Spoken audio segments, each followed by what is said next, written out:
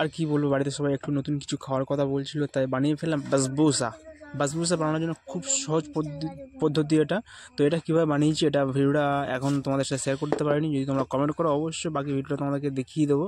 তো এখন বাসবুসা বানিয়েছি, আর বাসবুসার মধ্যে দিয়ে যে মেন ইনগ্রিডিয়েন্টস সুজি, তো ওটা দিয়ে বানানো হয়ে গেছে, কিন্তু উপর থেকে সুগার সিরাপ তোমাকে মাস্ট দিতেই হবে।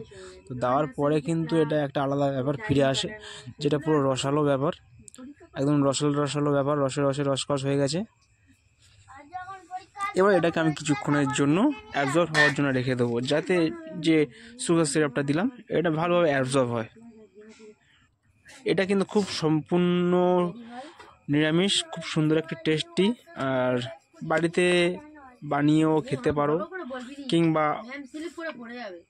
অর্ডার করতে পারো, আমার কাছে অসুবিধা নেই, তোমরা শিখতেও পারো। খুব সহজ পদ্ধতি, এটা অর্ডার করার কোনো প্রয়োজন নেই। যদি আমাকে বলো অবশ্যই আমি তোমাদেরকে শেখানোর জন্য সহজ রেসিপি দিয়ে দেবো, যেটা এগলেস অর্থাৎ নিরামিষ, ভগবানের প্রসাদ দিয়েও খেতে পারো। তো আমার দুটো কাস্টমার এর সামনে বসে আছে। কেক নয়, এটার নাম হলো বাসবুসা, এটা এক ধরনের ডেজার্ট। ক্রিম প্রয়োজন লাগবে না, ওই যে চকলেট করা আছে, দেওয়া যেতে পারে ইচ্ছা অনুযায়ী, কিন্তু এটা এইভাবে খেতে হয়। এর সাথে আলমন্ড দেওয়া যেতে পারে।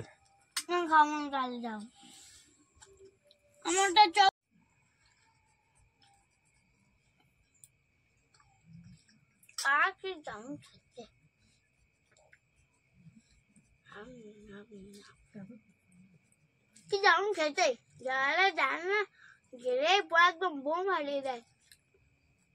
যেমন হচ্ছে এটা বোম পানোর একটা জিনিস, খেতে খুব দারুণ কিন্তু বাবা। Thank you.